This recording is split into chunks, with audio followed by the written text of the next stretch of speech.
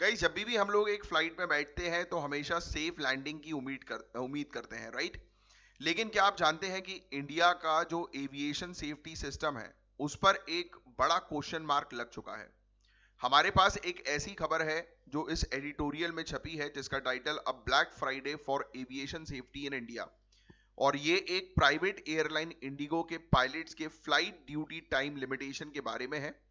बहुत सीरियस मामला है गाइस, और हम इसे बहुत सिंपल तरीके से समझेंगे। क्यों ये टॉपिक जरूरी भी इसलिए है क्योंकि ये सिर्फ पायलट्स का नहीं, आपकी सेफ्टी का भी सवाल है, हम सबकी सेफ्टी का भी सवाल है जो हम एयरक्राफ्ट से ट्रैवल करते हैं। तो टू द पॉइंट बात करें, पूरा मामला गाइस शुरू हुआ इंडिगो एयरलाइन से।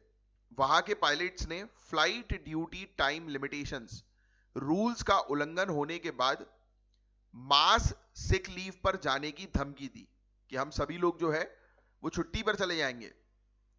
तो सबसे पहले तो ये समझो कि ये फ्लाइट ड्यूटी टाइम लिमिटेशन क्या है। ये वो रूल्स हैं जो ये डिसाइड करते हैं कि एक पायलट मैक्सिमम कितने घंटे ड्यूटी पर रहेंगे, कितनी देर फ्लाइट उड़ाएंगे और कितना रेस्ट उनको जरूरी है। तो जब सिचुएशन खराब हुई तो directorate general of civil aviation, जो हमारी एविएशन की सबसे बड़ी रेगुलेटरी बॉडी है, उसने एयरलाइन को बोला कि वो FDTL रूल्स का पालन करें और अगर कोई उल्लंघन हो तो तुरंत करेक्टिव स्टेप्स लें। पायलट्स और DGCA का कहना है कि जब तक सीरियस सेफ्टी इश्यूज ठीक नहीं होते तब तक कमर्शियल इंटरेस्ट को साइड में रखना चाहिए। सो ये सिर्फ लेट फ्लाइट की बात नहीं है, ये पायलट फटीग और उससे होने वाले एक्सीडेंट्स की बात है। तो ये प्रॉब्लम गाइज आज की नहीं है। एडिटोरियल में कैप्टन मोहन रंगनाथन की बात जो है वो हुई है, जो एक एक्सपीरियंस्ड पायलट है, एविएटर है। उन्होंने और हाई कोर्ट ने 2007 और 8 में ही DGCA को वार्निंग दी थी। मैं आपको 2007 और 8 का मामला बताता हूं। DGCA ने खुद एक सिविल एविएशन रिक्वायरमेंट मुद्दा सामने जारी किया जिसमें कहा कि dilution of a good safety major नहीं होना चाहिए, यानी कि किसी भी प्रकार से सेफ्टी जो उपाय हैं उसको आप हल्का मत करो।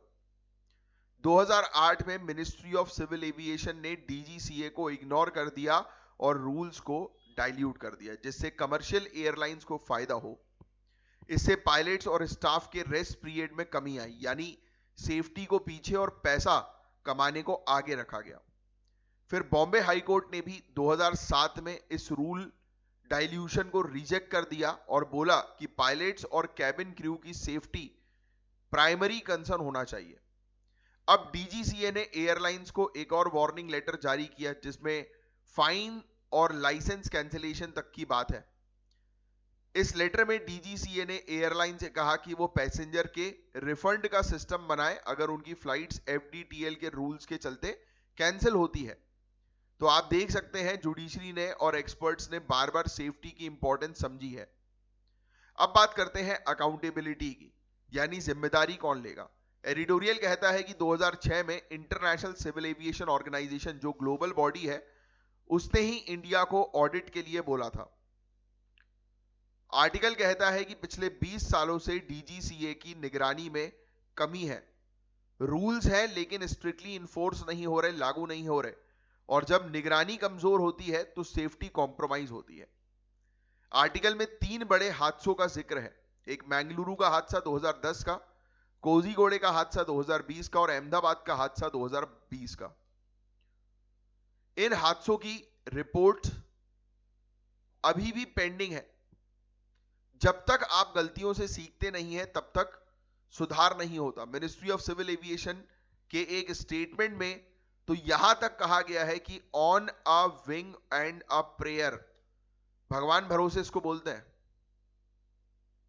कि भगवान भरोसे चलना इंडिया की एविएशन इंडस्ट्री का डोमिनेंट फैक्टर है। तो ये देखो कितना शॉकिंग है, ये बाकायदा मिनिस्ट्री ऑफ सिविल एविएशन के एक स्टेटमेंट में है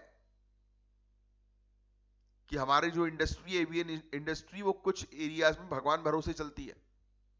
कितनी गलत बात है।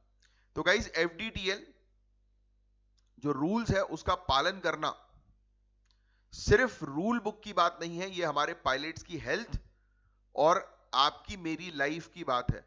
अगर डीजीसीए और मिनिस्ट्री कमर्शियल प्रेशर में आकर रूल्स को डाइल्यूट करते हैं तो ऐसे ब्लैक फ्राइडेज आते रहेंगे। हमें stronger regulations, faster accident investigation और सेफ्टी को हमेशा टॉप प्रायोरिटी पर रखने की जरूरत है। तो ये टॉपिक एक था काफी ज्यादा इंपॉर्टेंट। इसमें फ्लाइट ड्यूटी टाइम लिमिटेशंस ध्यान में रखिएगा, जो कि एक मेन मुद्दा है, जो मैंने आपको देखो पॉइंट्स पे बताया हुआ है। पॉइंट नंबर 1 की एफडीटीएल का उल्लंघन किया जा रहा है पायलट एयरलाइंस के द्वारा, जिसके कारण पायलट्स को फटीग हो रही है और सेफ्टी का सबसे बड़ा कंसर्न है ये। दूसरा पॉइंट अगर आप देखें तो उसमें मैंने क्लियरली मेंशन किया हुआ है कि कुछ ऐसे रूल्स बनाए गए हैं जिसमें मैक्सिमम ड्यूटी करना या फ्लाइंग आवर्स की बात की गई है और मैंडेटरी रेस्ट पीरियड की बात की गई है फ्लाइट क्रूज के लिए। तीसरे पॉइंट में मैंने आप लोग के लिए मेंशन किया है कि जो डीजीसीए हैं वो बेसिकली निगरानी रखने का काम करते हैं, लागू करते हैं इस प्रकार के नियम को, ये हमारी रेगुलेटरी बॉडी है। फिर मैंने आपको कुछ केसेस के बारे में बताया 2007 और 8 के बीच में डीजीसीए ने सेफ्टी के बारे में बताया कि भाई मतलब सेफ्टी को जो है वो हम लोग को प्रायोरिटी पे रखना है। बट हुआ यही कि डीजीसीए की गाइडलाइंस जो है वो फॉलो नहीं की गई, क्योंकि कमर्शियल इंटरेस्ट को प्रायोरिटी दे दी गई। फिर 2007 में बॉम्बे हाई कोर्ट ने हस्तक्षेप करके कहा कि नहीं, सेफ्टी को प्रायोरिटी पे रखना है। फिर मैंने आपके लिए मेंशन किया कि इंटरनेशनल सिविल एविएशन ऑर्गेनाइजेशन तक ने कहा कि एक इंडिपेंडेंट सेफ्टी ऑडिट इंडिया के अंदर होनी चाहिए, और जो 2006 से काम कर रही है।